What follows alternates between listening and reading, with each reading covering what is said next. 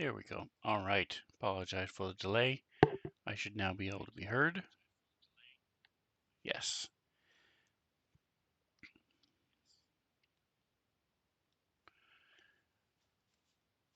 Doing a little bit of prepping in D&D using Fantasy Grounds Unity. Got some encounters I want to set up and some maps I want to look at, depending on how much time it takes to do the setup for the encounters. Appreciate, Matthew, you stopping by.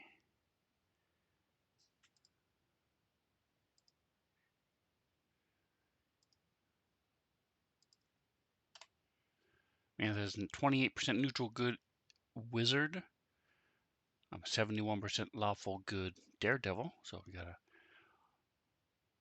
spy person and a spellcaster. Actually, wouldn't be a pretty bad team if they've only got 2 players. That would be a solid choice right there. The operative can do all of the skill monkey stuff, while the technomancer wizard is running around doing all the arcane stuff and blasting large groups of people.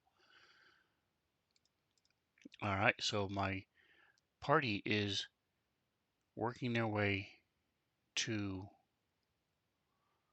Let's take a look here. So this here, yeah, this will work. Um, looking for there it is, Sword Coast map. All right, so Oh, you they're right here subscribed. You really by Morgor's subscribed. Mound, Thank you so a little much. north and west of that, and then they're going to be. They want to get to Mirbar, so the easiest way to do that is to actually get to the edge of the hills and then follow the hill line to the road and then the road up to Mirbar. Um, that's the fastest route to do that. We have a Goliath in the party. Um, their name is Taugen, and they have a special skill being an outlander that allows them to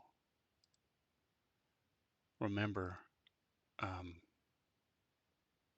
maps and stuff. I think it's Mountain Born here. Let's see. Nope, that's not it. Uh,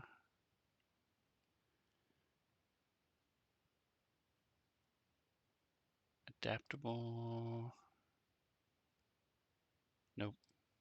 Anyway, there's something that gives. I don't remember exactly what it was. I thought it was right here, but it's not. But they're really good at cartography. Once they've seen something, they remember it well. So they've seen the overall Sword Coast maps in a uh,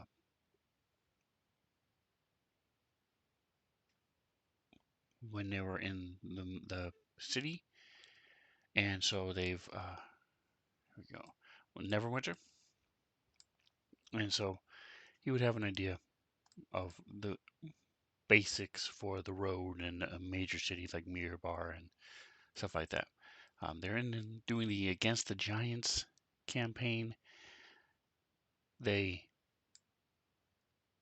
have done as much as they want to do for the Hill Giants. They were actually supposed to do a lot more and chose not to. But the goal is to find out why the Hill Giants. I mean, there's been several attacks by different giants in throughout the Sword Coast, and a couple of the attacks have had different types of giants working together, which is unheard of. And so the Neverwinter people, through magic and some other means, found out that there was a there appears to be some sort of conspiracy building. Somebody is getting all the giants to work together, and so the party's been tasked with finding out who that is, and then destroying as many giants as they can. So they, the first step was, the first clue they found was at the hill giants. So they went to a hill giant steading, which is a fortress. Went there, and they were told to clear it out completely and kill everything there, and hopefully they would find what they need. They instead made a deal with the hill giants, the chief's wife, or mate, whatever you want to call her, and didn't kill her.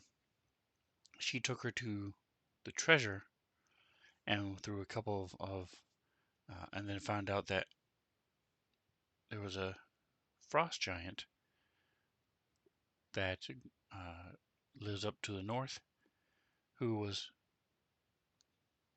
behind recruiting and getting her husband, who is now dead, to join in this conglomeration of giants. She doesn't care about that.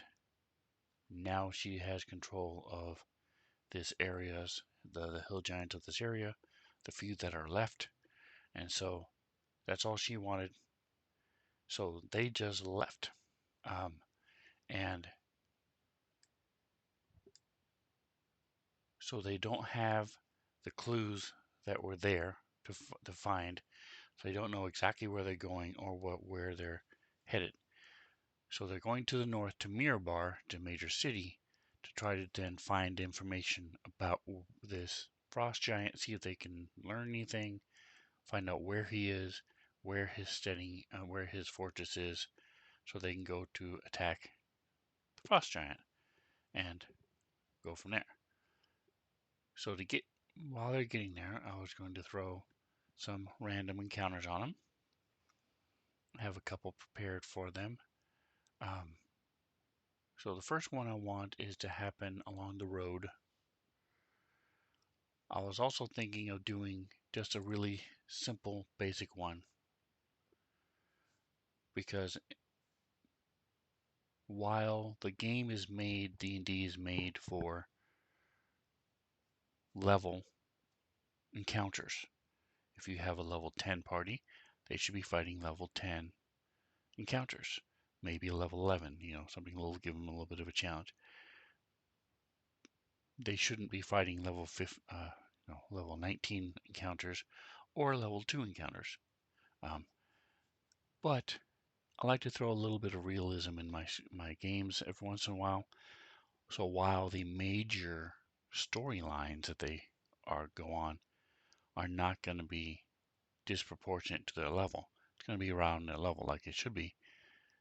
Some of the random quote unquote encounters, things you just run across, are going to be either really high or really low.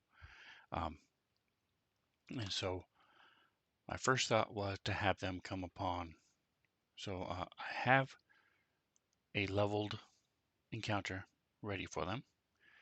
And I have a couple different, so I found a map and I found, let's see,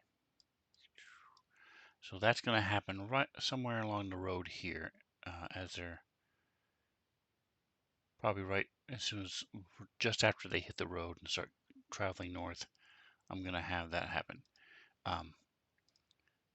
This is the map I found. It's a forest map. I added some overturned wagons and some killed horses for them to find. And there's going to be stuff here. So this happened by giants, and then someone is going to come upon the scene, and then the party is going to come upon the second group. I'll get into that in a minute. Um, but before that happens, in the hills, so they're way over here, so they're going to be traveling through the hills for most of the day, depending on how well they roll their survival check. They're pretty good. They have mounts, so they're going to be going pretty quickly compared to everything else. So I want to just throw a smaller encounter at them, see how they handle it. My group is anything but murder hobos, usually. There are a couple times where I've thrown things at them because they are not murder hobos, and so different plot hooks or things that I think they would benefit the party, and they ended up killing them all anyway, which was out of character for them, pun intended. But we're going to do this encounter with the idea and just see what they do. So they could, the idea is that more than likely they won't um, kill everything, but maybe they will. We'll see. All right, so I have a bunch of, when determining encounters, there's a couple different ways you can do it. Uh, and this has nothing to do with fantasy grounds per se. Um, there's lots of different thoughts, so I'm not really going to go into the whole idea of building an encounter. Um, my group right now is are just turned 12. A couple of them haven't even leveled up yet. They'll be doing that today. Um, but they're functioning more about a level 13 or 14 group because they're very powerful. They have a lot of magic items. They have strong mounts, things like that. So it's a very high level group. Um, and so I'm thinking of having them, I want them to run into a group of about 5 or 6, and then they have to decide whether or not they want to slaughter them or not, or just let them go. So I have tons and tons of different modules that I purchased or that are free. Um,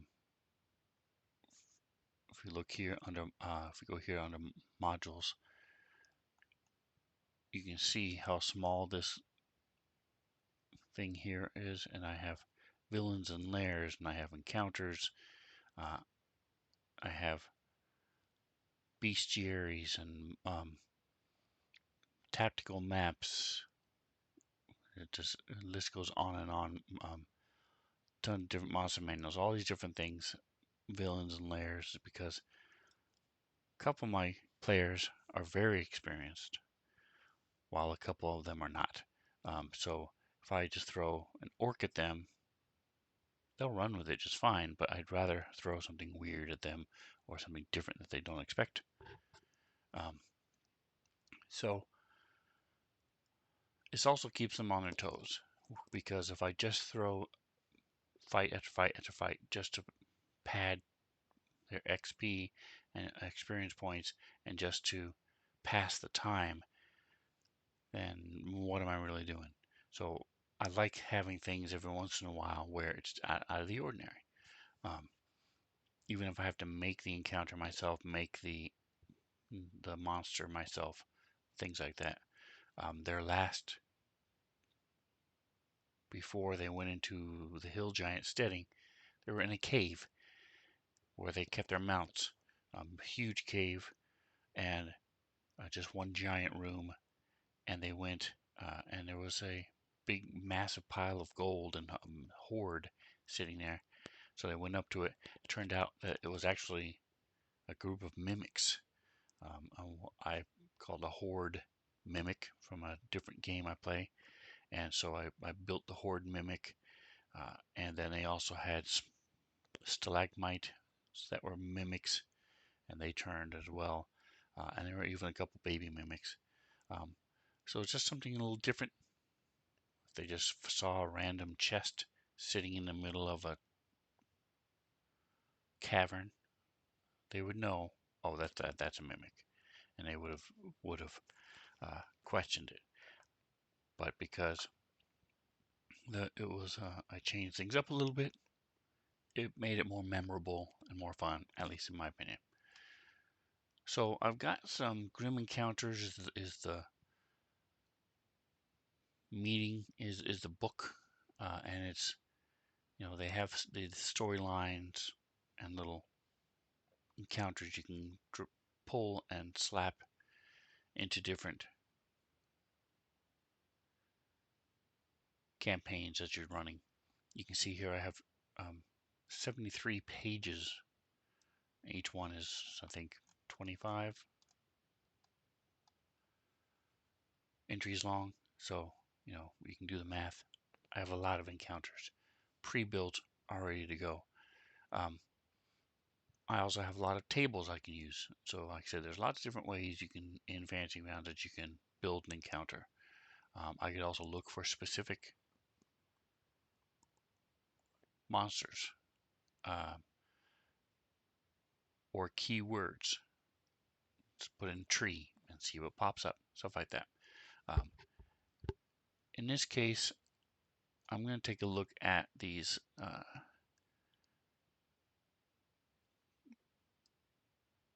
CR5, 6, 7, and 8. See what they are. So these are bandits, captains, or werewolf. It's not a bad idea. Have a couple werewolves with some bandits. These are all bandits and werewolves. Okay, so that's one idea. Not too bad.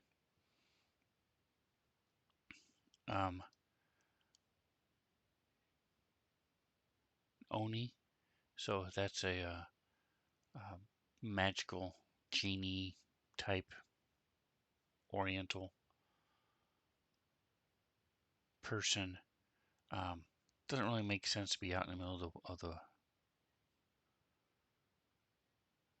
forest dealing with a witch.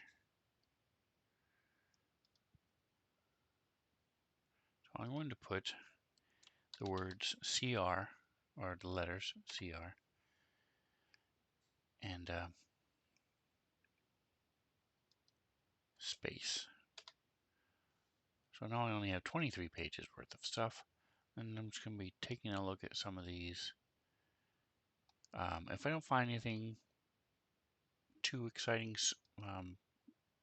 don't want to spend a lot of time on it, then I'll just come up with something else. So these are from the tables of my conjuring tables. Here we go. Summoning tables I have. Okay. So that didn't work. Let me try forest. I mean hills. So we have a hill bear. That's a good idea. How much is that? That is a Sierra Zero, regular hill. Hill chimera. Interesting. Interesting.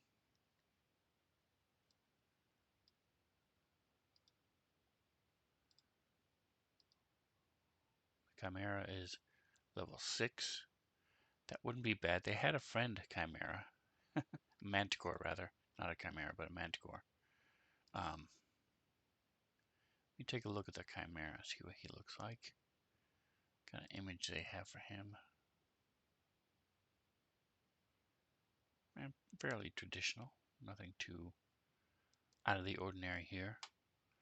I like this idea. I like the idea of a chimera, maybe a pair with a pair of them eating a bear. That works. So now we have the idea, 2 chimeras. We'll change this to 2. So we go here, when we're in encounters already, so we're going to go here to our uncategorized. Get rid of the word hill. These are all some of the, when it's uncategorized, that means it's not part of a bigger module.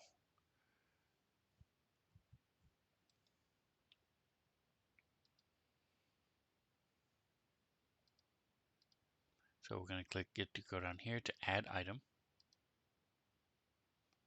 This is on the way to mirror bar.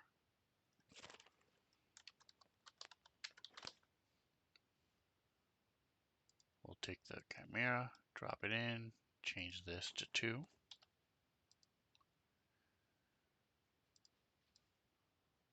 Now we just need to find a picture for the hill. So we'll close this. We go to Assets.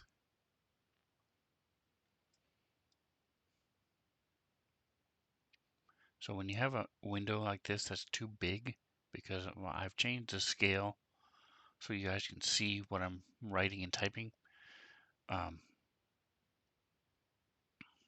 you can just go within the window and then hold down Control, left click, and then drag to resize the window. All right, so we'll go here. We're going to go in a search bar. We'll put hill. So I want a map. So this is going to have everything from hill giants to everything, anything with chill, CHILL, all that type of things are all going to be populated when I put hill. But this looks like it might be what I want. There we go. That's perfect.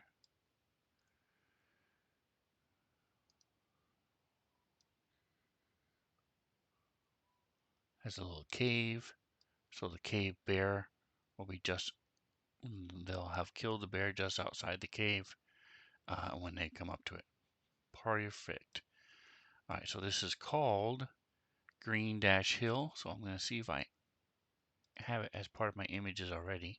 Go here under Campaign, Images. We will put Green Dash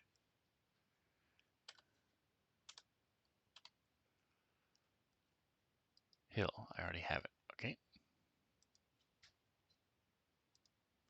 So out of curiosity, I'm going to take a look and see what I did up here.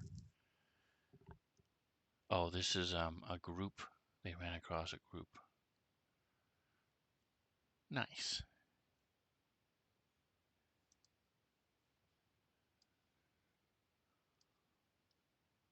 Oh, this is where I had a group. One of my players stopped time for 6 seconds. Actually made everything silent for 6 seconds. And as so far, it's been throughout the entire Sword Coast, might even be longer. So he's had different people trying to find who did this and how. Little do they know it was just a magic surge, so it wasn't anything he did on purpose. But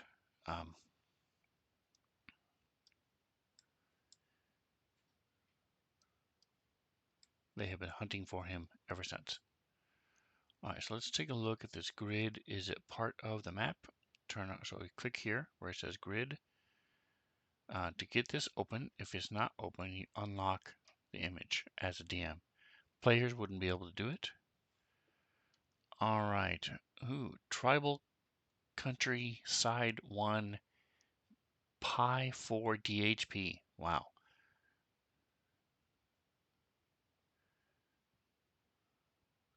At this point, you may as well just slam your hand on the keyboard. Press it a couple times to come up with a name. I mean, come on. AI streamers, AI viewers, streamboo.com. No thanks.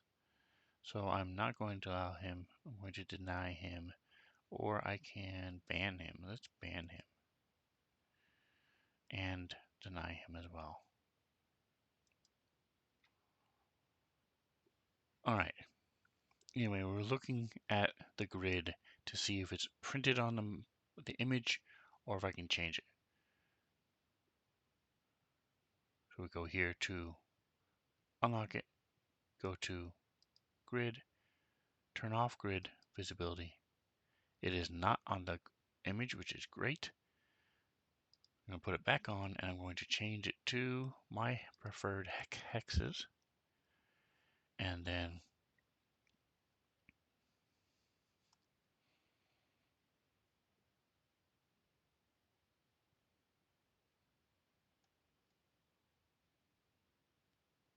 I'm going to make them a little bit smaller. because they're going to be coming around the corner here, and see them go back to play mode. And if you double click both left and right on your mouse and drag, you can make a line. That's 70 feet. Yeah, I'd rather be closer to 100 feet.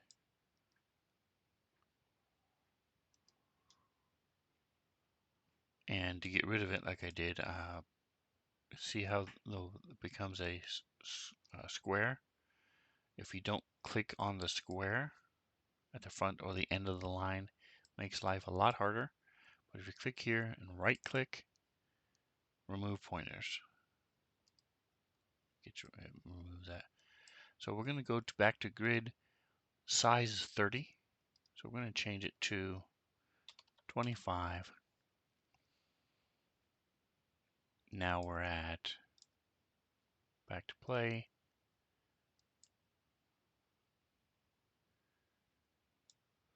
We're at 90.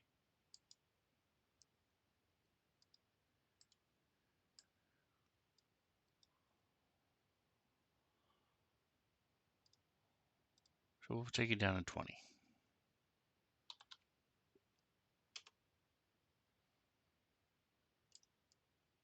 So when they first see them 115-ish, 120 feet away, that's fine by me. Okay, so I do have Sirenscape, so I'm going to pull up.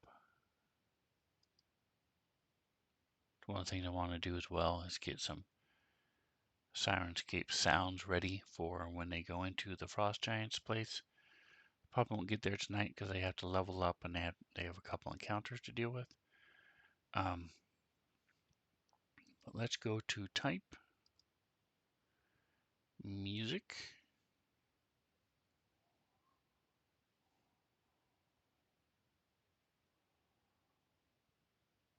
The Horde forms ranks. Let's see what this is.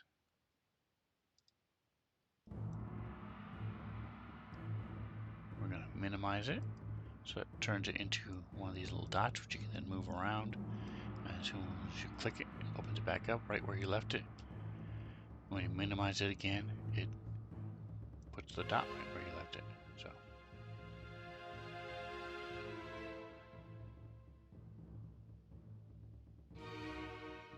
alright, this doesn't seem too loud as of yet. Where's my overall context? I'm at 100. Okay, good.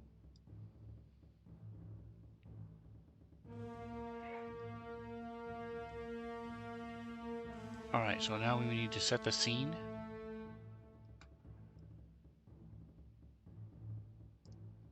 It's going to be mid-afternoon. So we're going to, first of all, I wanted to set up a skybox. So let's go ahead and add the Chimera onto the group. Let's take a look at the Chimera first. Alright, so it does have, if you go to pictures, you can see it's got picture, token for the camera, and the flat token. So we're going to go here where it says placement, not up here, but down here. We're going to add them to the map. So they're going to be here. Oh, Chimera large creatures. Cool. For some reason I thought they were medium. Alright, so they're going to be here, just outside the cave entrance.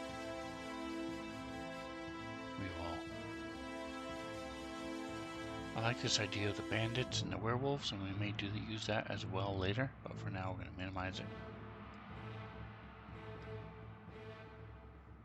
We're going to add them here to the combat tracker, the Chimera.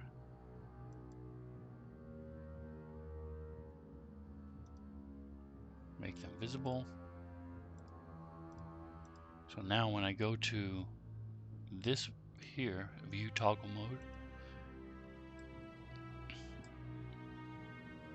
you can see it's more of a like the standees, two-dimensional standees.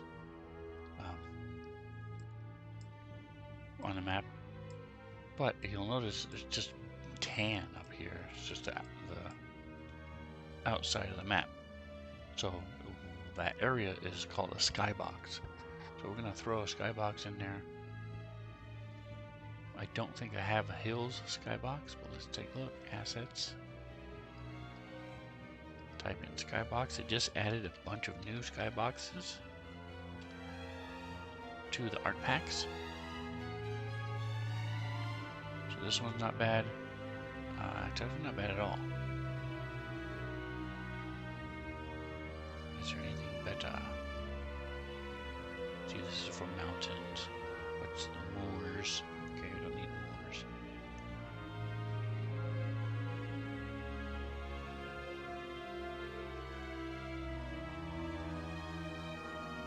Tavern, village, lake. Alright, so let's go with the day. What you do is you go here to lighting. You go here to skybox, and right here,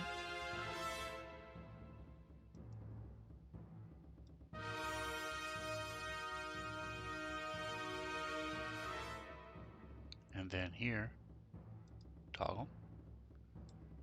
So this one is very high, it's just the sky. You don't really see the hills here. At this point in time, we can't really change them.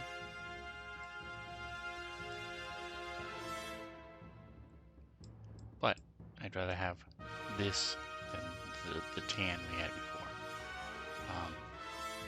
I think what I want to do, though, is let's open up this image. See if I can tweak it a little bit.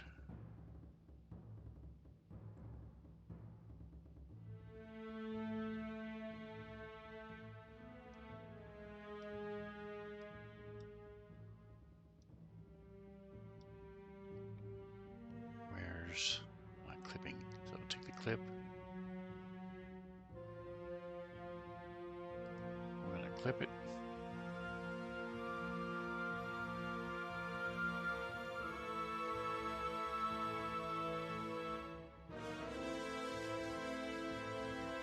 And then throw it into my version of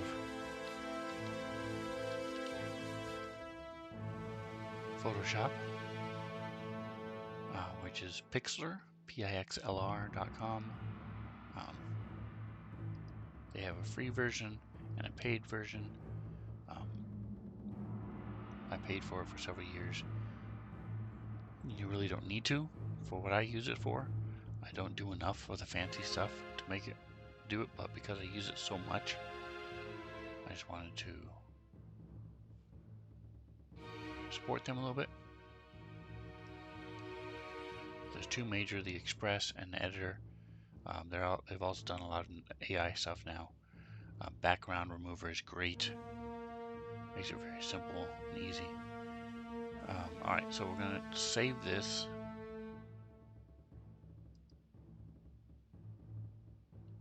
As hills. Skybox in our downloads folder.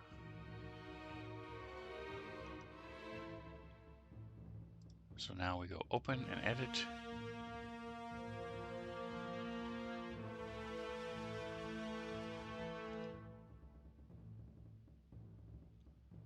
Alright, so all I want to do is I want to slide the whole thing up.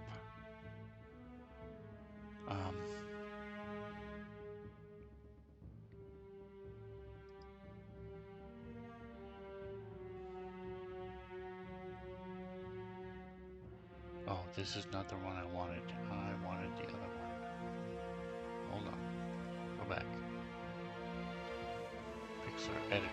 That's the one I wanted. There we go. Right. Now,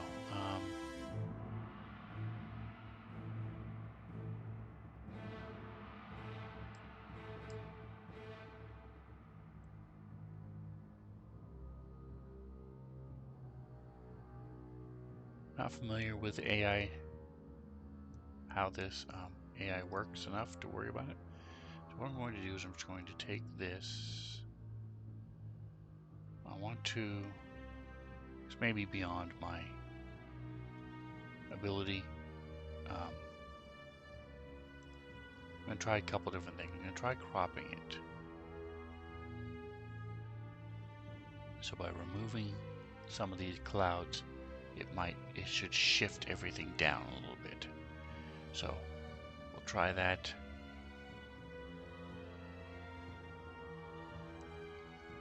What is the size? Right now it is 905/451. Let's shrink it down to here. Apply. And then we're going to take the image size. Don't want to keep the aspect constraint. Make the height 450.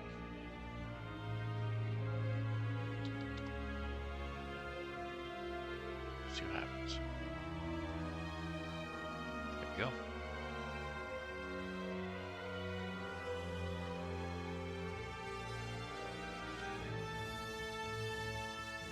Alright, so now I save it.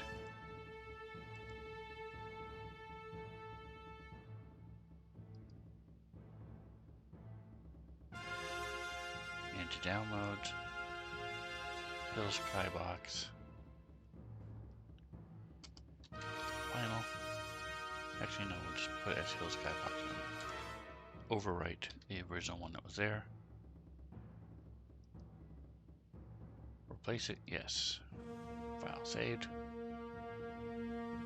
Come out of this. And now there's a new thing I'm not as familiar with, so I'm still learning all the details about it. But it says right here, you can now import. So I'm going to click import and go right here to Hill Skybox. Open. Now we do the same thing we just did with the image we had, the map.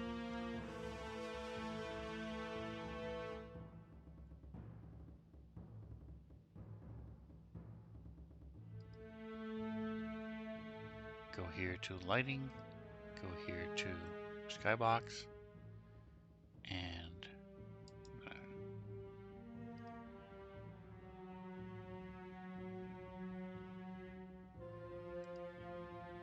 actually we have to go, have to drag it from assets. So go to our assets, sorry, and we type folder assets refresh. We should be able to find our hills. Here it is, Hills Skybox. Alright, now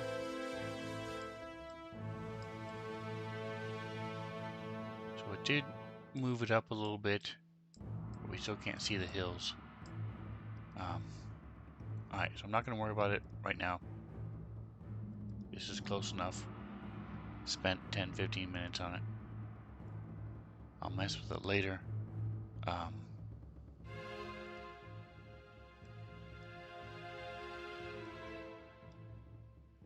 going to try one last thing real quick. Take this, make a copy of it, duplicate,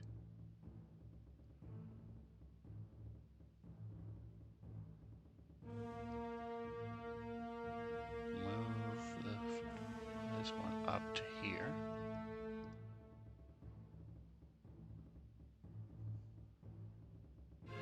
I don't have a way of putting this back into the assets. I could save it. Well, let's try that. So we go here. Let's go to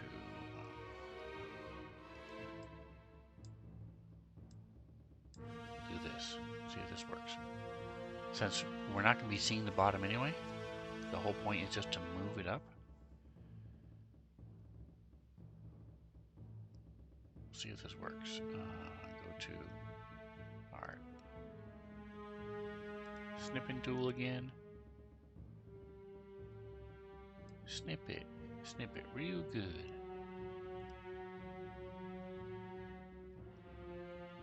Save. Hill. Skybox 2. Save in downloads. Save. Close.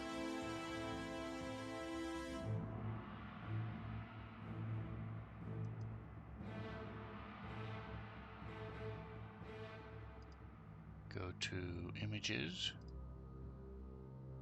Import. Hillbox 2. Open. Close this one. Go here to refresh. Here's skill box 2. Let's see if this works. There we go. Alright. So now we have some hills and our sky. That happened because I cropped it badly, but gives me something to start with. For now, it's one fight. We're just going to be in here for a little while, so I don't expect them to fight him. But who knows? With this group, I never know. Alright, so we've got the skybox. Now I want to get the... I'm going to change the view back. I'm going to remove the grid now that they're set. And I want to add the bear. So it's a dead bear. I don't have a dead bear asset, shockingly, so I have a couple choices.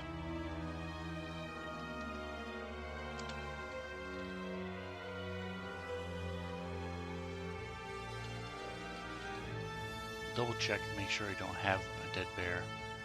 I have bear rugs. I could also just put a bear token on there and then throw blood on it.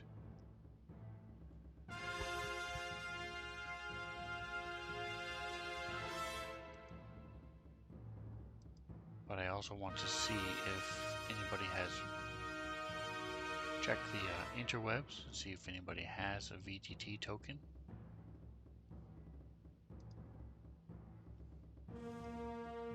Now we're into the owl bear place. There's a zombie bugbear and a zombie owl bear. Okay, so let's check. Quick like.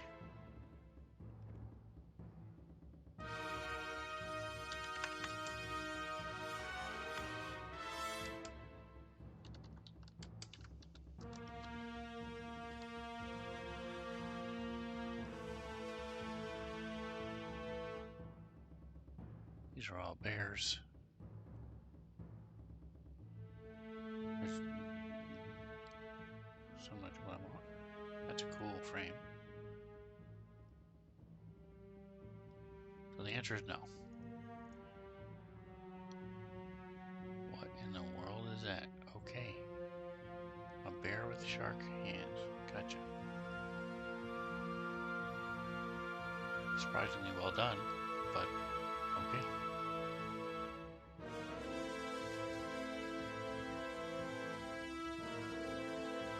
So we're going to take it as a regular bear for now, and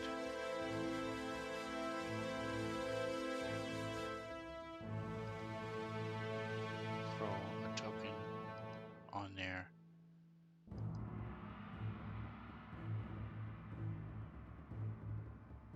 I think this one here to WebP. So we're going to take here, go here to layers, go here to tile. Take this, slap it into there. As you can see, it's giant. So we don't want 53 by 50. We will make it about 3. See how big that is. That's not bad size for what I was looking for. Make it a little bit smaller.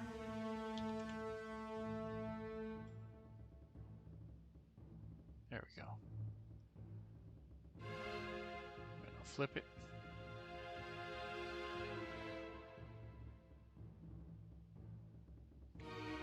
Use hold down Shift, use the mouse wheel to turn it a little bit.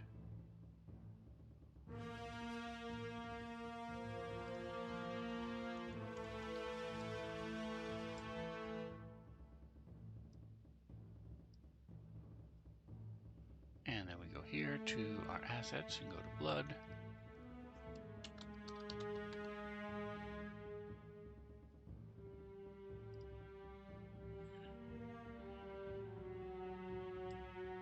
We do the exact same thing. Layers, tile, grab. Hold on.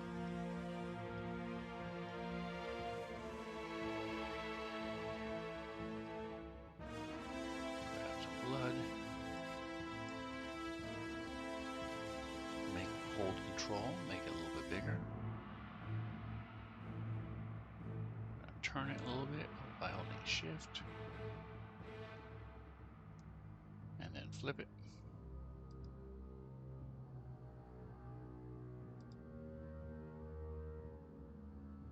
And then we can put, as we put the blood here, if you hold control, it'll allow you to put it anywhere you want, not in a particular hex. We can then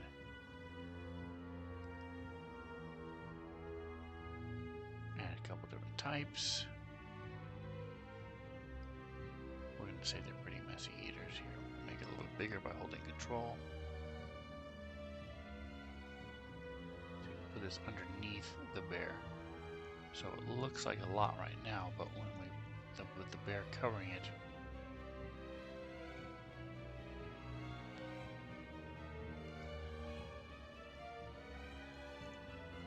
it won't be as bad. Go, and then take the bear itself over here on the map, click it, and slide it all the way to the top. So now, when we go to play mode, move these guys out of the way. There's a bunch of blood all over the place. That's great. And now we're going to add some of these. Go back to our tile. Go back to here to our layers and the tile. We're going to add some speckles to the top of the bear.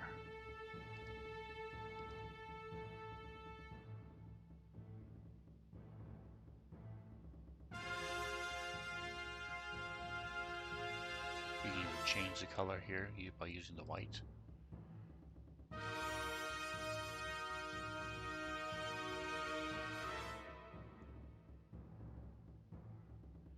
You can change the color here. What I'm going to do is change the opacity, make it a little clearer, so it's not as dark. And then we're going to add a little bit more.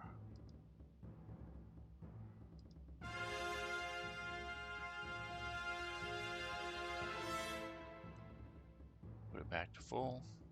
I'm going to go down here, down below. Actually, let's do a couple like this. Put it there. Put it there. Alright. Okay. Play. Put these back where they were.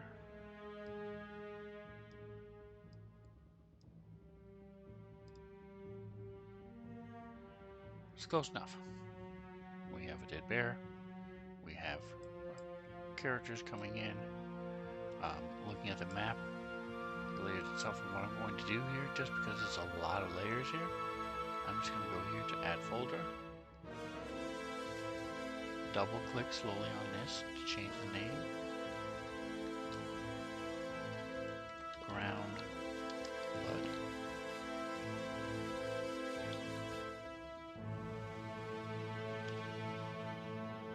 Move the folder below the bear.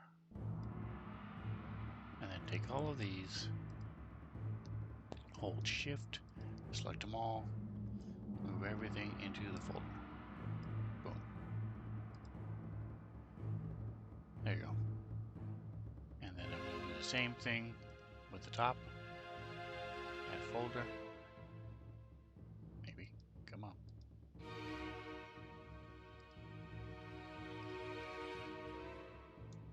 this top blood.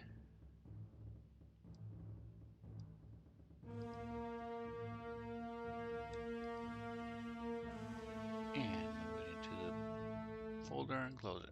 Alright, so now we have a lot more manageable layer options here.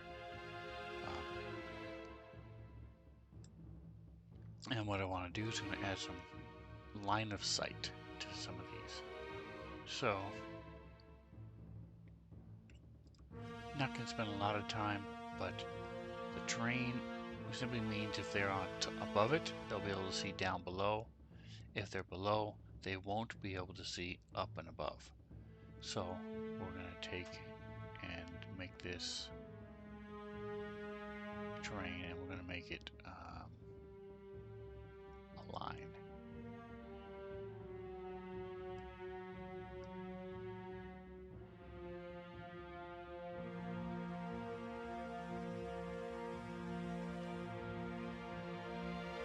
Alright, so I'm not making this exact and perfect.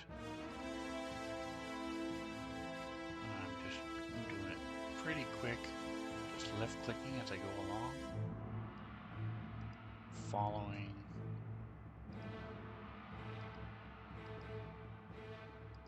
the edge of this, like it's not really a cliff face, but it's a outcropping, I guess. I'm not sure what it's called when there's two different layers. This one I'm going to say is small enough to where they can see over it.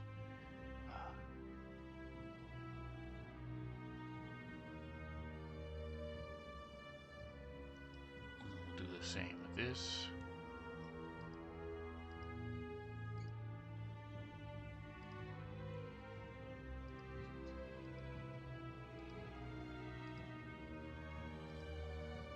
And I'll demonstrate how this works in just a moment.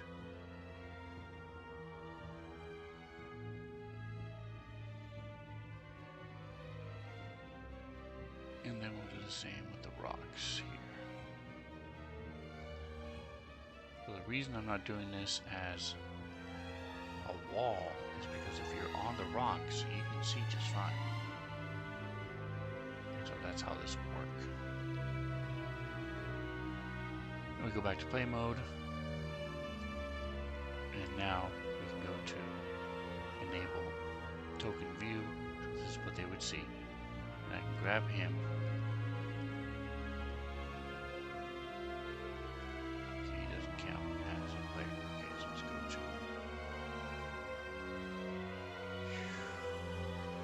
bring this down. Open up our combat tracker over here under tools, combat tracker.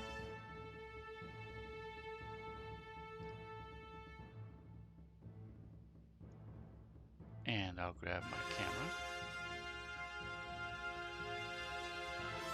Oh, it helps if you enable line of sight. So I could have used the camera. Alright, so he's walking around down.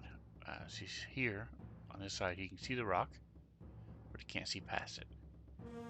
If he jumps onto the rock, he can now see just fine. You can see everything over it. And then he comes around, and you can see the cave. You just can't see beyond the cave because of the walls. So these two are working how I want them to. This works great from this side. If I was below it, I wouldn't be able to see above it, but I should be able to see down.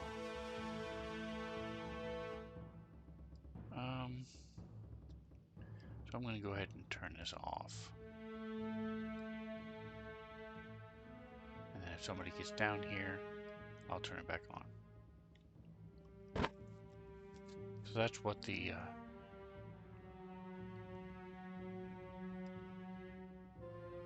area does, because it sort of blocks light. I don't like this right here, so let's change this a little bit. Tweak go back to our line of sight. Go here to the select this one, and move it up a little bit. There we go. Back to play.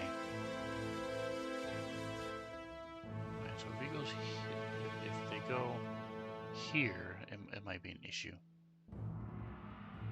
But for what they're going to be doing, they're going to be going around here. And it should be just fine. Okay?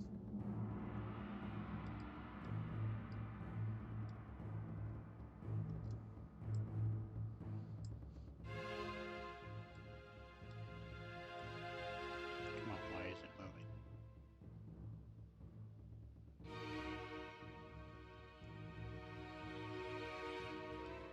Alright, I'm going to move this up a little bit more. Just a little bit more. Like this, alright.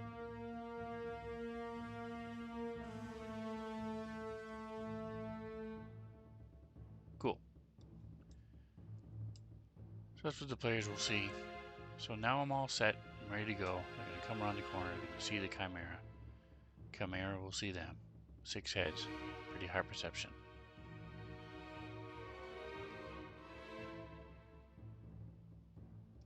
So this encounter is set and ready to go.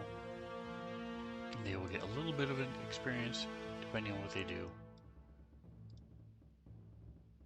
I've always told them you don't have to kill everything just to get the experience. So we're going to take the other thing we're going to do on this is add the encounter to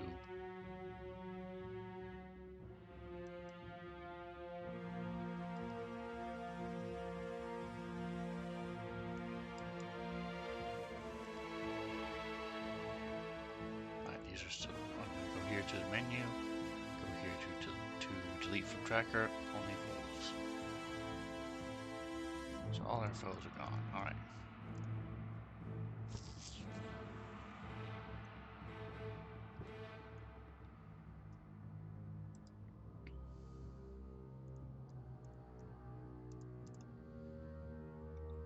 Alright, now, where did I put, here it is, on the way to Mirror Bar, we're going to drag this link, drop it here onto the map.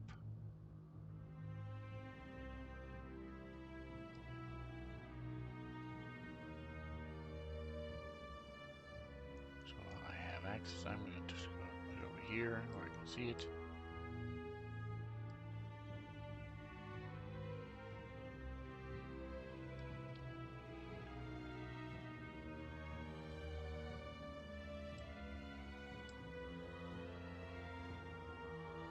And then we'll close this. No, I want to keep this open. So this is Green Hill or unidentified. I'm going to change this to unidentified. Change it to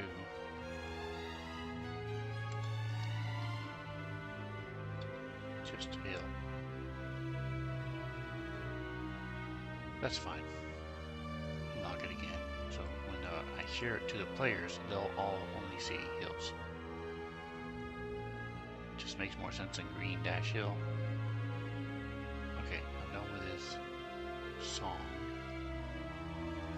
Okay, so minimize this. So we have our map here. On the way to Miramar will be dropped. Oops. So when you make a mistake, Atomic Hero Squad, first zone in Sonic is what? Hills? Or Miramar? Mirabar. We need to delete this. Delete item. Refresh. We'll go ahead and drop this in. Bloop. There it is. The Green Hill Zone is the first zone in Sonic. Awesome.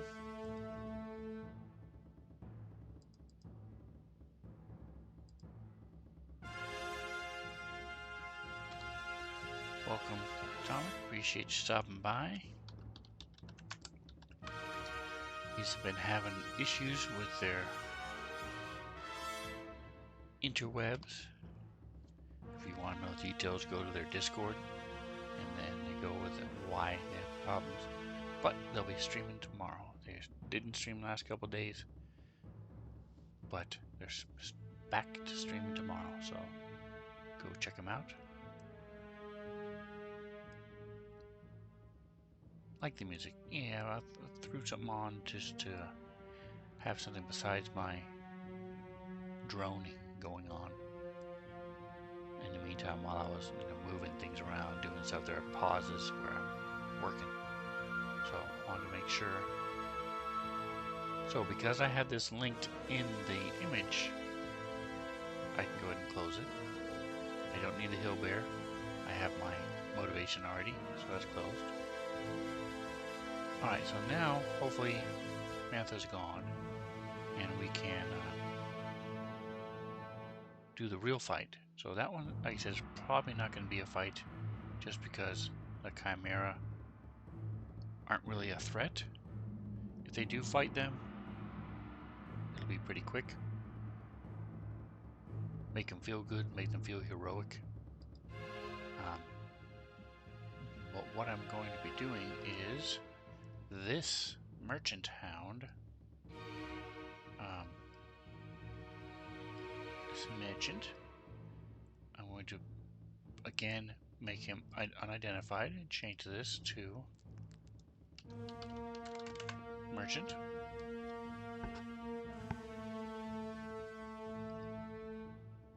Because, so if you remember the image, there's these wagons and they're knocked over and most of the stuff is gone, the animals are dead. The party is going to come upon this scene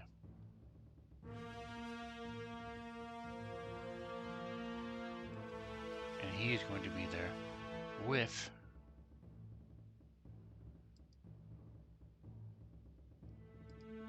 two of these. Do I have images of these? No. So, two of these blood sappers. Go here to my images. They have not put in the pictures and stuff, so I'm going to do that now.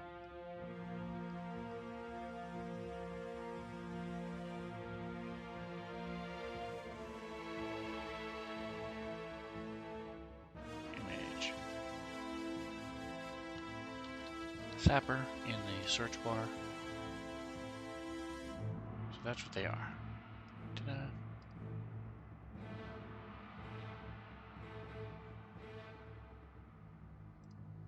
Go here to assets. Go here to Sapper.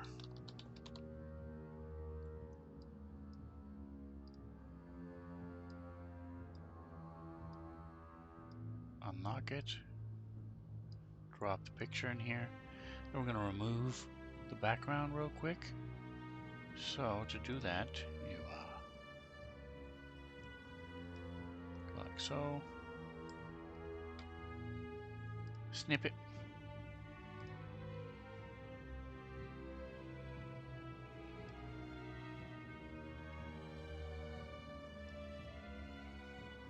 Save it. This is Blood Sapper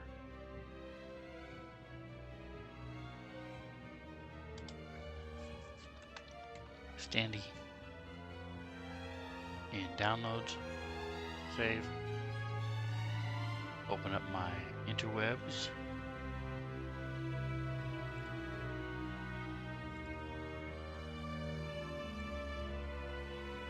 Go to Pixlr again. Pixlr. And just go here to background remover. Select photos.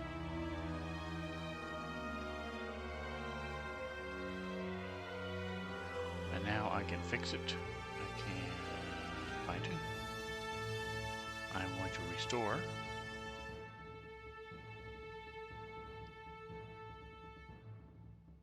This rock that it was standing on.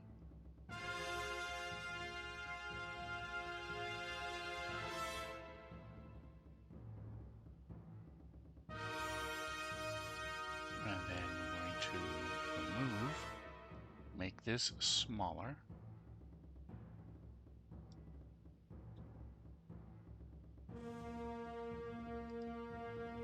Get rid of some of these. Trying to take my time.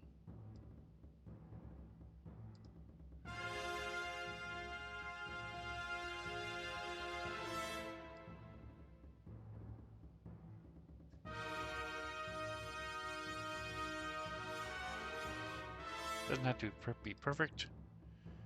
This is not something I'm going to be using a lot.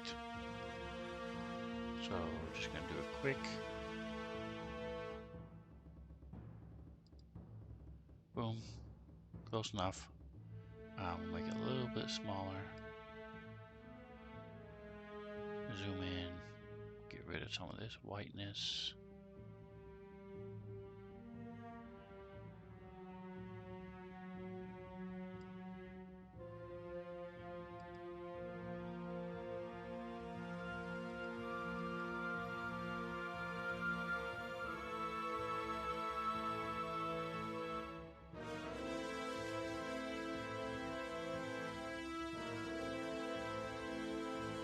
Alright. Close enough.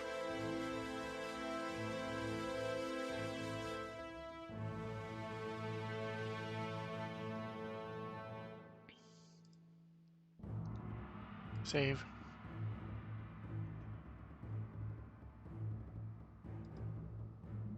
And now I go here to Images, Import, the PNG, not the JPEG.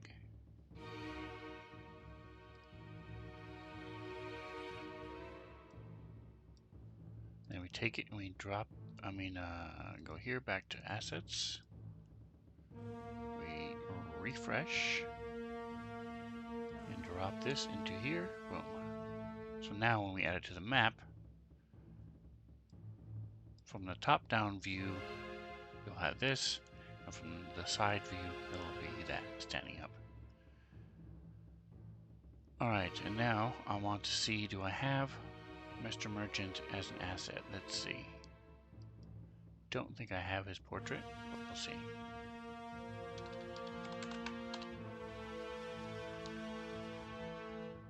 Nope, none of them are even close.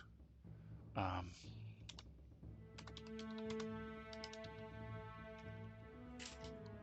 type humans, see if I have any in here.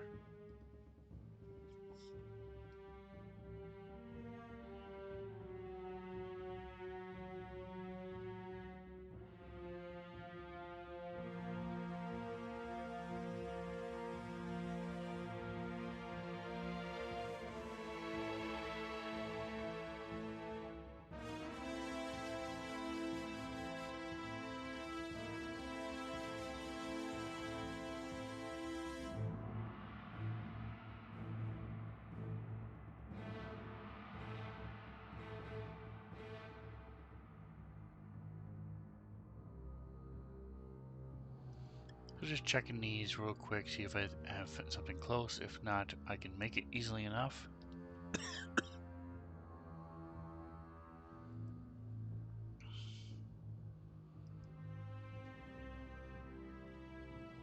I mean, I have all of these, so why not use them, you know? You know what I mean, know what I mean?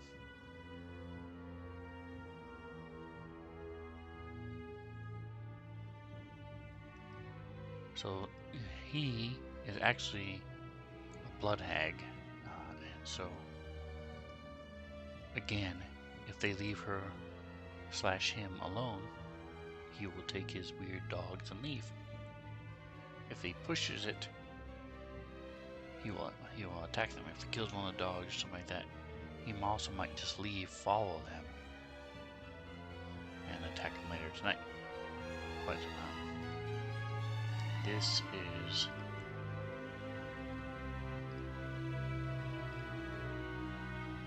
what he is. Read only. What? Okay. Anyway, so need to make him real quick, so that's easy enough to do. Again, go to Pixlr,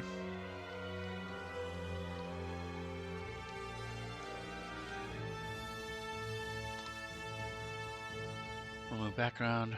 I have him somewhere. Let's see if I can find him. Browse Merchant Hound. There he is. Boom. Perfect. Save. Now we go here to rolladvantage.com. Go to choose image. We'll use the picture. Slide him over, make it bigger.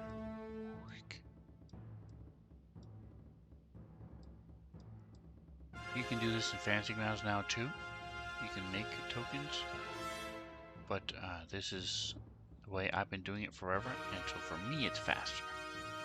For the artist, you know, Watma and stuff, he's really good.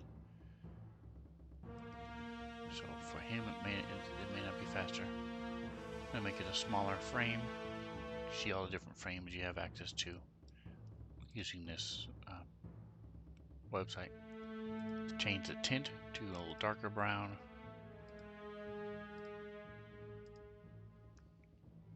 And that's what it looks like. Download. Token 1. So we open up the folder.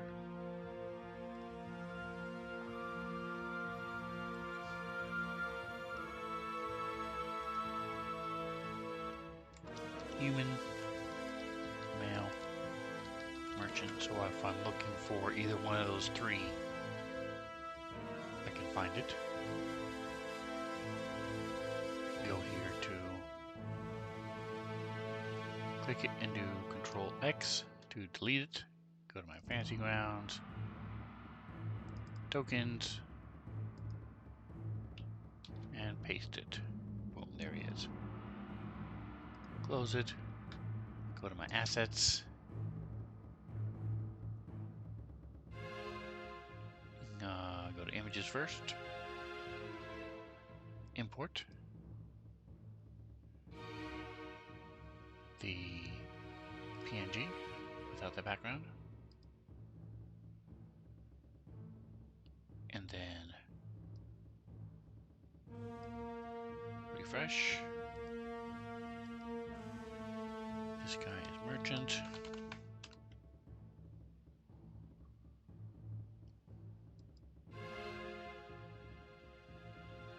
What happened to my...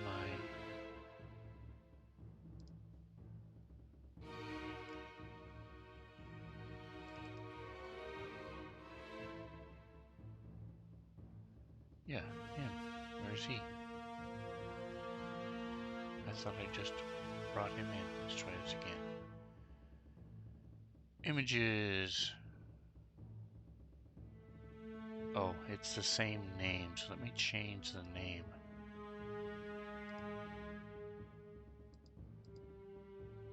Merchant Hound. Standy. There we go. So now import him.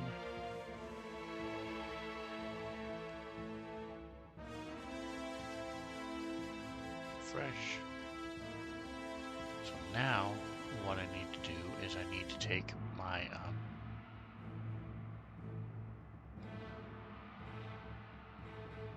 we can close this. Minimize this. So I need to build another encounter. Encounter. Plus this is row to mirror bar.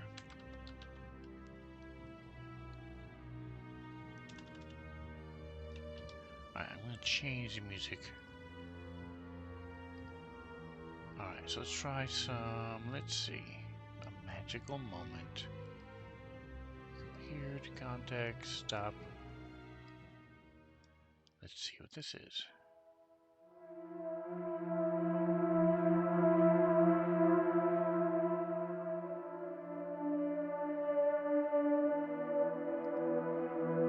Alright, we'll try it out for now.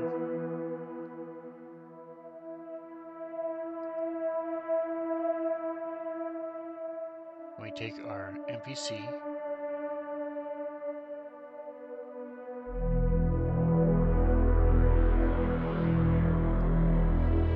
I close them? Looks like I closed the NPCs. I didn't want to.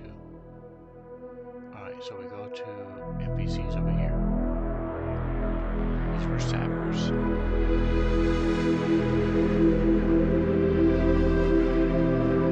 Probably 2 of them in there. Let's take a look and see. Do they have? They do. So they have. See here, the picture, the token, and the standing.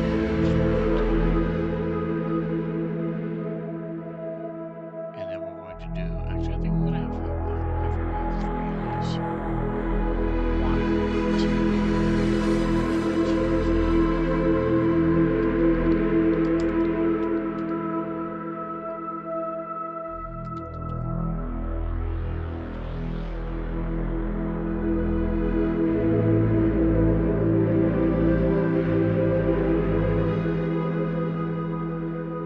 And then what I do is I open this up. This is read only, so let's see.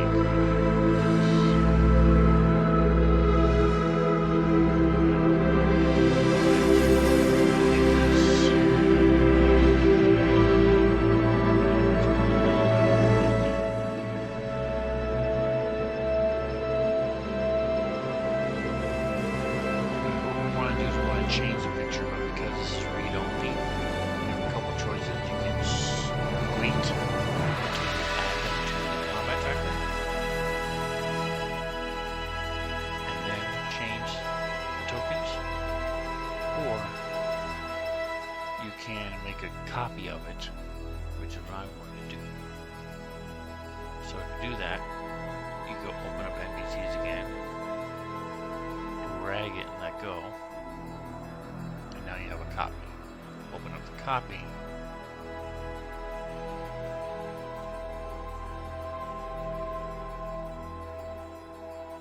And now you can unlock it.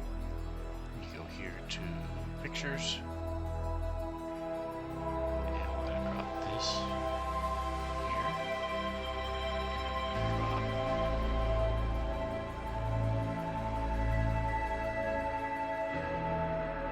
All.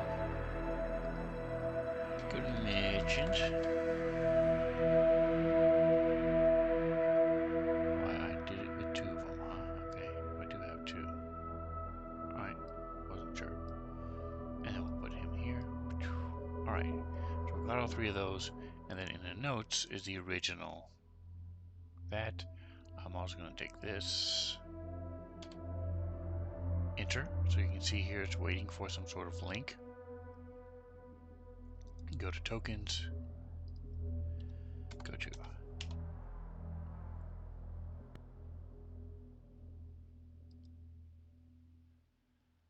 I don't know that she will be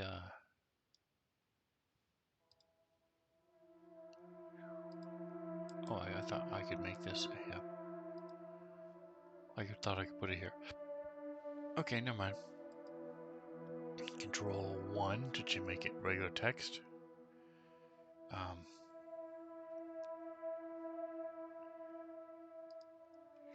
And we're going to change the name. So this is unidentified. It's going to be Merchant. Make him unidentified. So if as they're talking to him and stuff, that's what they'll see. And then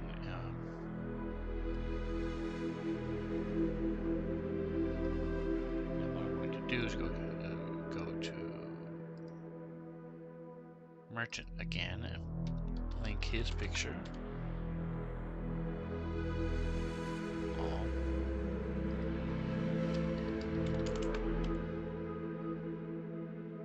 Link his picture here. Oh, sorry. Don't do it in assets for within these things. You go to images. There we go. Merchant.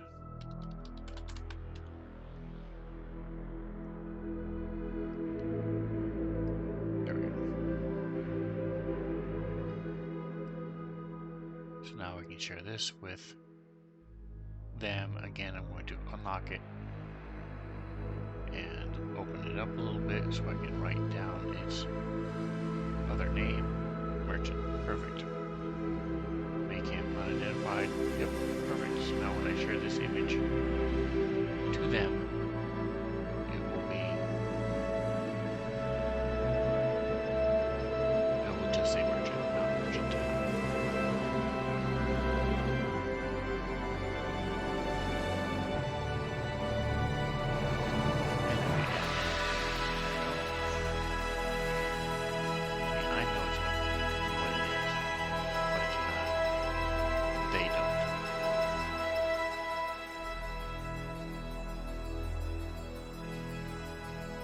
Blood sapper. I'm going to open this up, and in the unidentified, I'm going to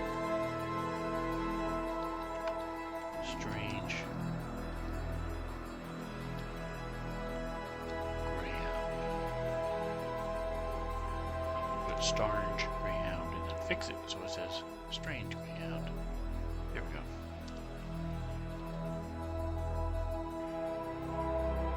And make sure they are unidentified. Them to the combat tracker. It will all be correct. And then I go here, I close this. So now I'm done with all this stuff. I can close these down. I'm done with the magical moment. This magic moment. I have 100 pages of music, so let's pick a different one. Let's see. Apocalyptic music. Ooh, let's see.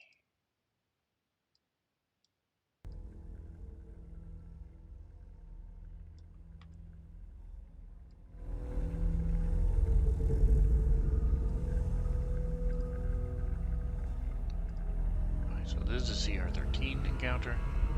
So challenge rating of 13, much better. Closer to them. Alright, this is the green hill. This is the road. Okay, so now I'm going to take this, link this, drag it, and just drop it over here, off to the side. Take this, I'm going to place them, again, not up here, but where it says placement. So they're draining blood from these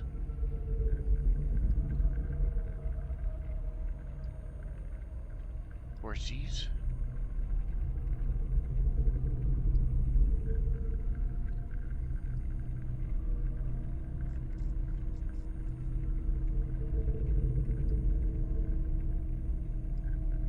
Merchant is there.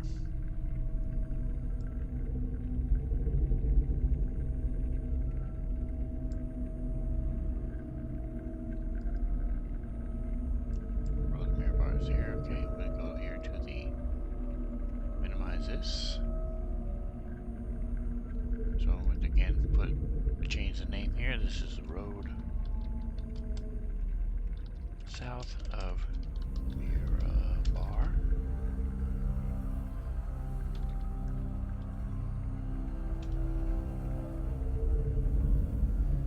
Make it unidentified. Close it. Here's the map.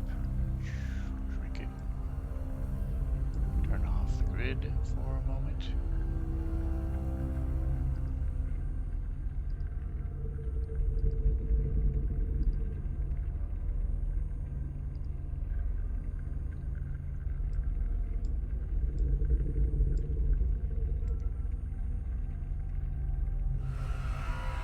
They will be coming south. Alright, so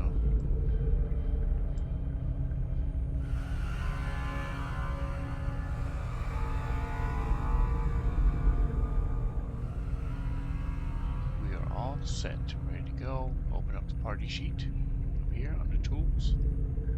Go here to encounters. Drag the road to Mirabar over. Alright, I'm going to go ahead and clear up some of these.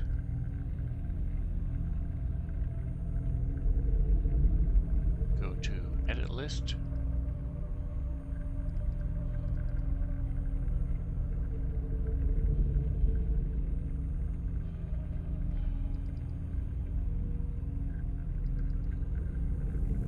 Clearing out with these, they went through White Plume Mountain, so I'm going to get rid of for all the ones in White Plume Mountain.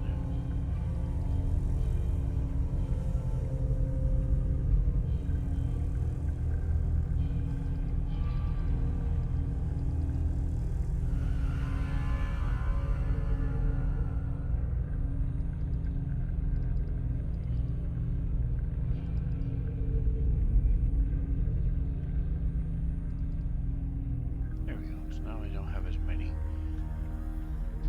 to worry about.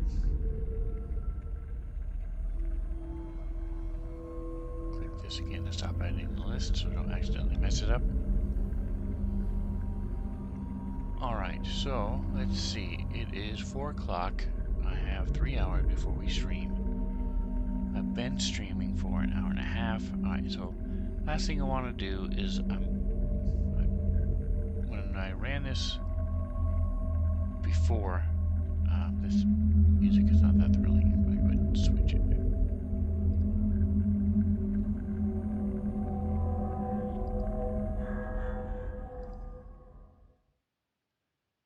Arabian Dancers or Aquatic Planet. I like both of those.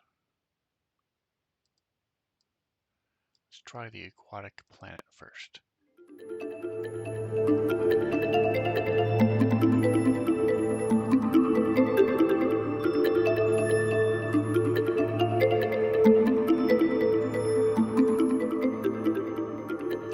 Yeah, it's pretty cool. I'll leave it here for now.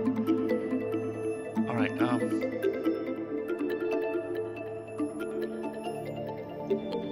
we're going into the Frost Giants fortress.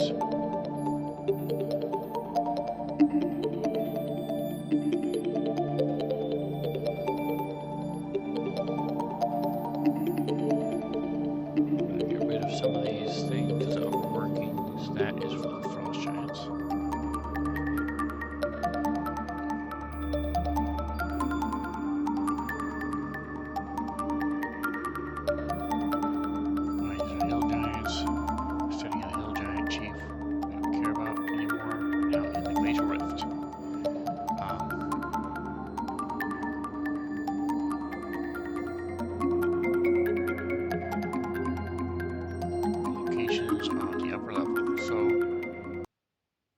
These different locations, all these different maps. What I want to do, I think, is make a copy of this.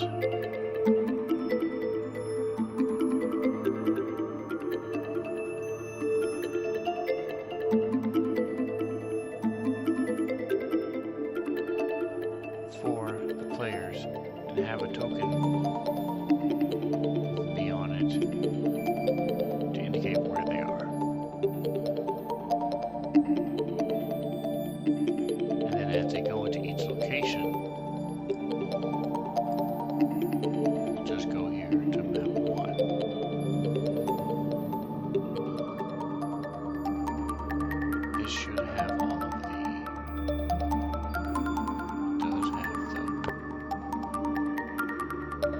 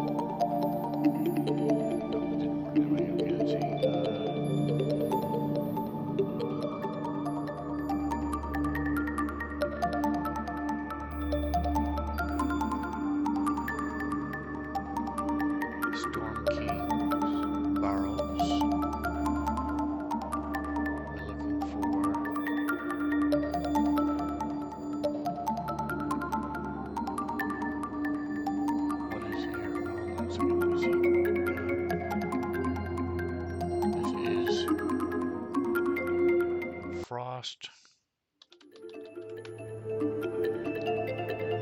dash ID details from Yawning Portal against the Giants. Okay, so all the way up. These are down by lower D&D.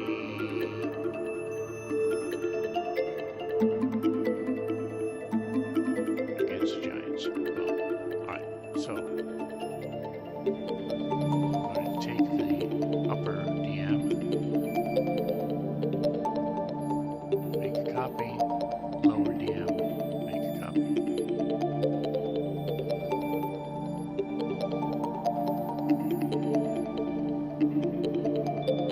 Open up the lower DM copy. Alright, so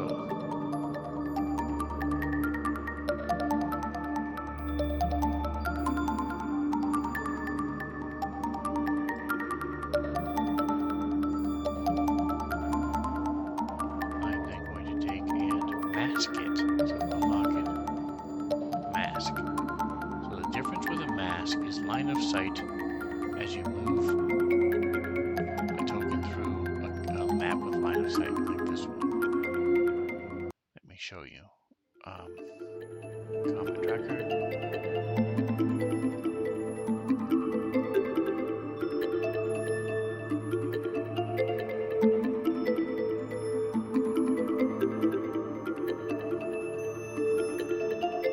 That's all the player sees.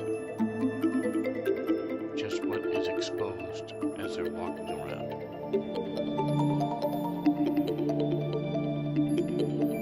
Whatever the player can see, that's their line of sight, and that's what they see. With the same token on a map, with a mask,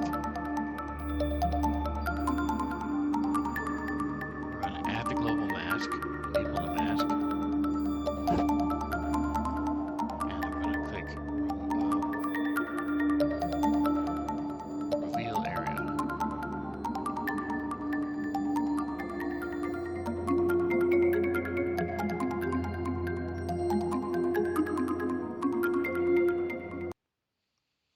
So now when I go to what the player can see, that's all they see. Just to see what's been revealed to them. So I'm going to have this map be where they move around and stuff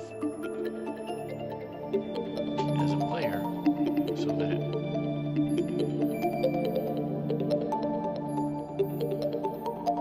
they have an idea of the entirety of the map and what else they've missed and what they have and haven't seen. I'm going to call it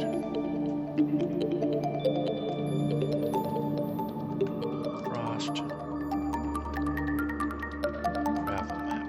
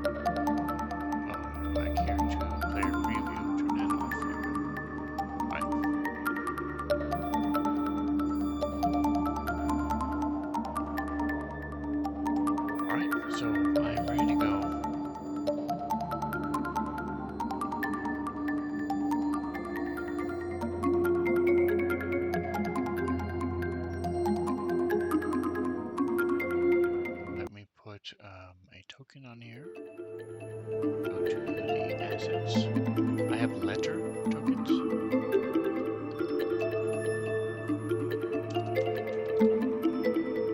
I'll go on for P for party.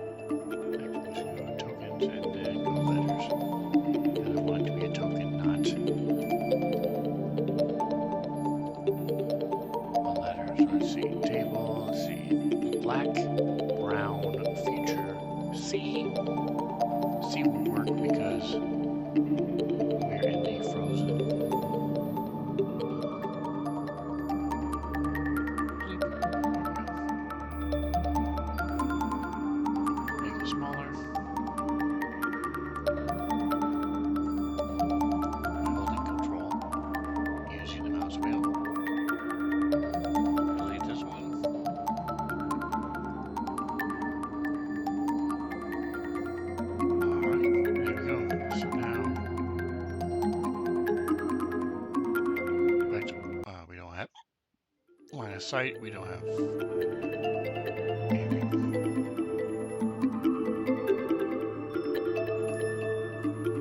I'll go ahead and be nice and unmask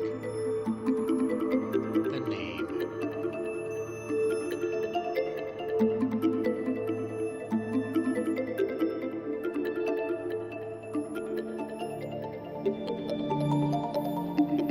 Frost Giant Stronghold.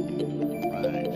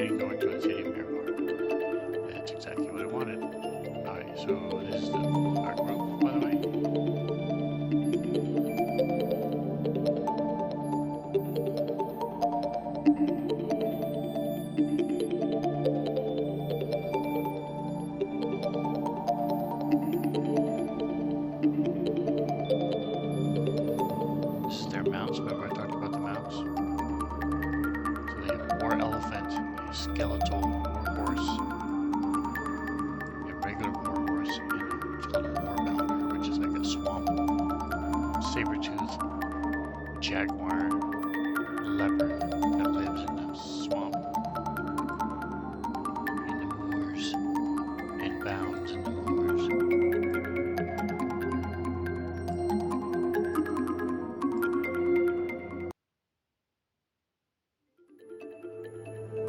Alright, so we're good, we're ready to go for tonight. I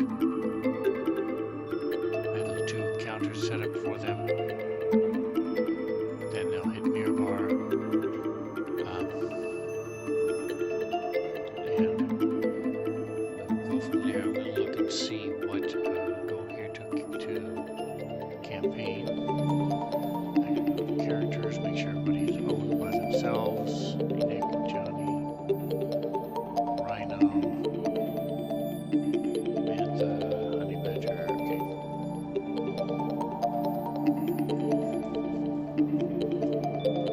Need to level up Mr. Cree, my sidekick. In just a minute, I was going to look under stories.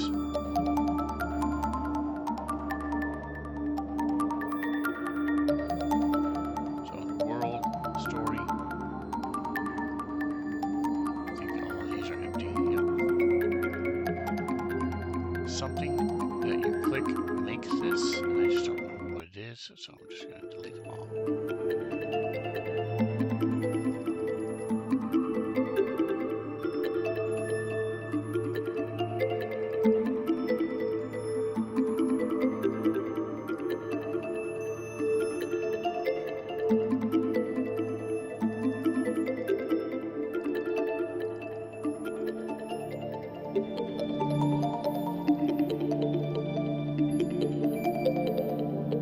Alright. Now we're typing in, we're going to fix this, and we're going to type here, we're looking for Mirabar.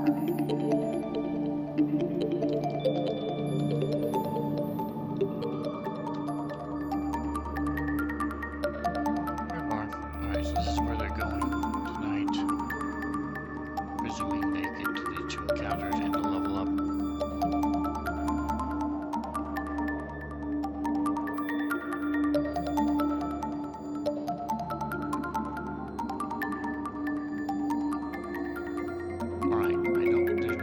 Here, let's see if in the Sword Coast Adventurer's Guide is where this came from. I don't think there is one on the interwebs. Let's see. Sword Coast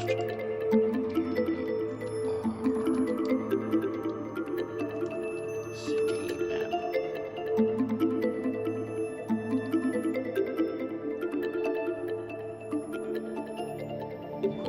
Looks like there might be one. Let's take a look. Images. City of Mirabar.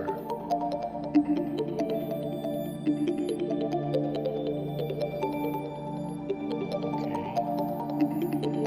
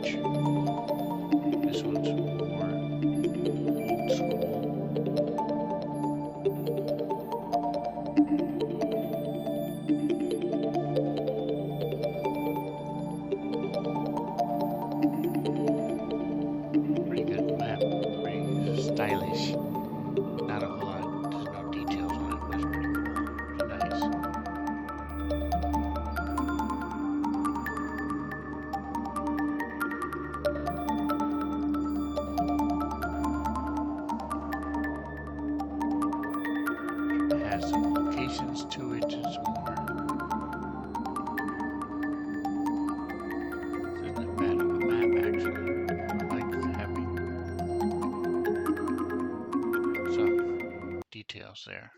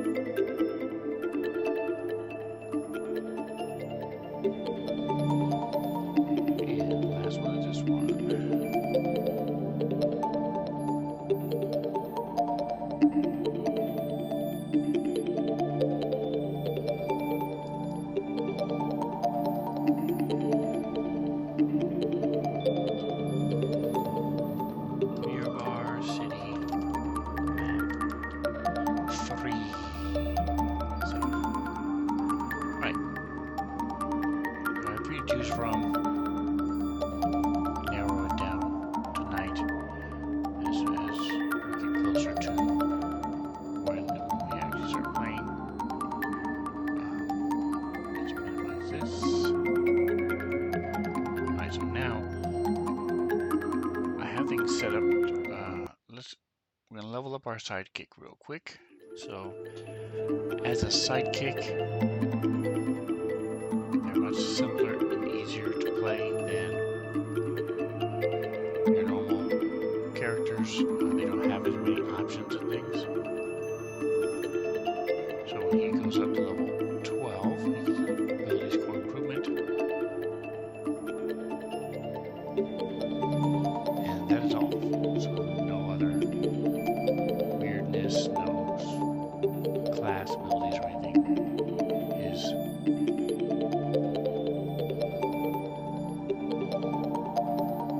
number of spells he can cast stays the same.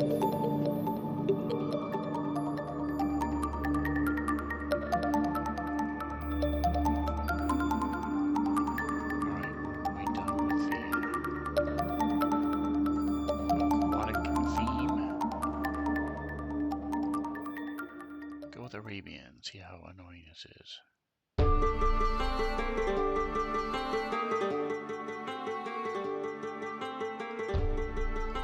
Alright, so as a spellcaster, I'm just looking to see how many spells he gets. Spells known. The psychic knows 2 cantrips, 1 first level of your choice.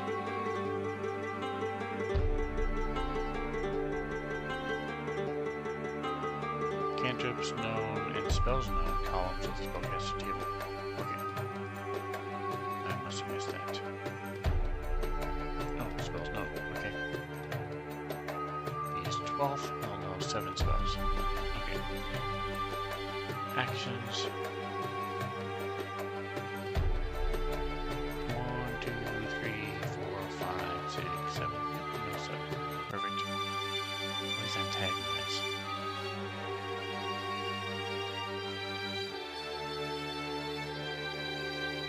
Nice. Okay, so we're going to go here to classes.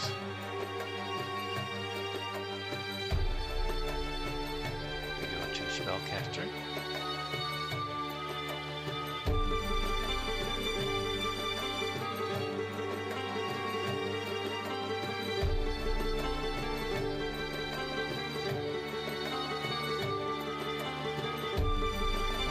Take a look at his stuff. He has nothing that is odd. Everything is even. So let's increase his wisdom to 20.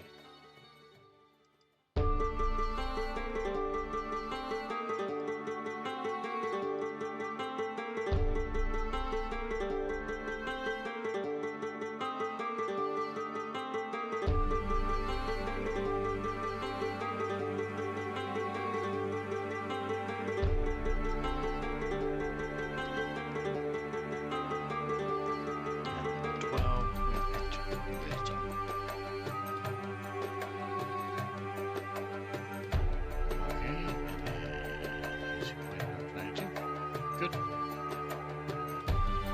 He's leveled up. What is the difference between the psychic spellcaster from Unearthed Arcana and the spellcaster from Tasha's? Let's see if there's a difference.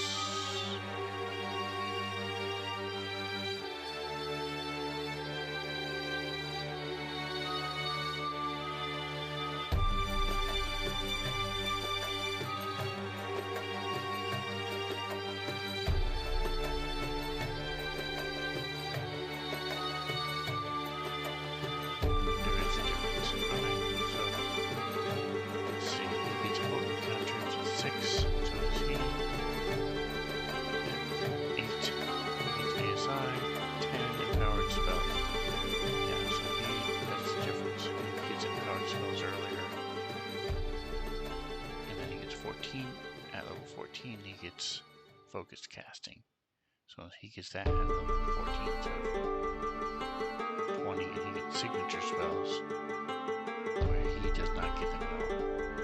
Interesting. Is this different? Spells known as 12. Wow, he knows a lot more spells too as a sidekick spellcaster.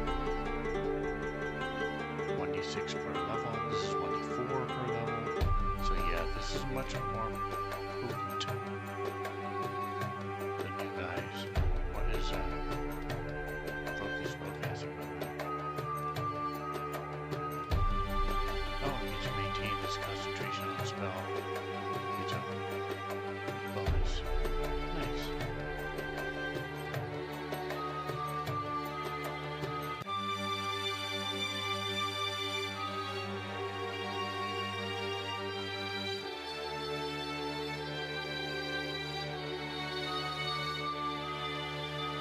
Interesting.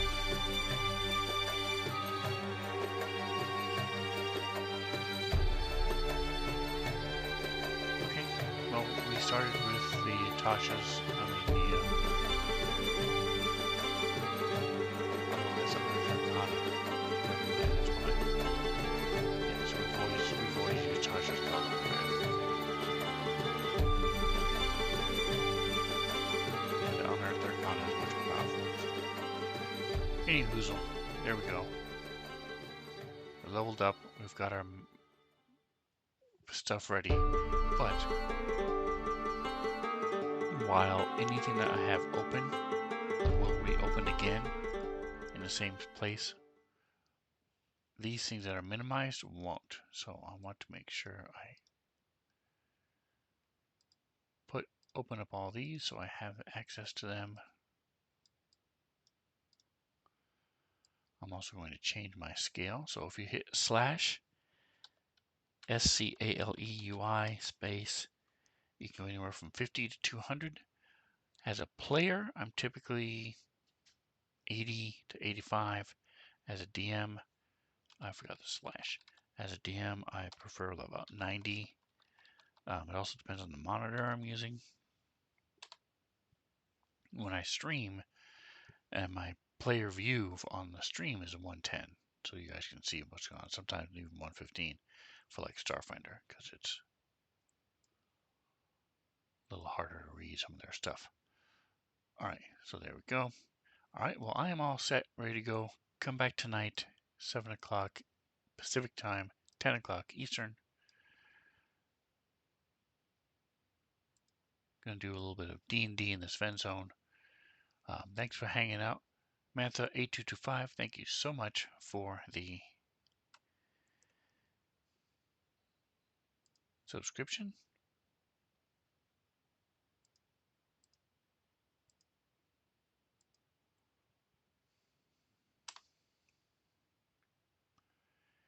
Appreciate you. Atomic, thank you for hanging out, for lurking. I appreciate you. Um, don't forget to like, subscribe, and whatever else you do, enjoy the rest of your day.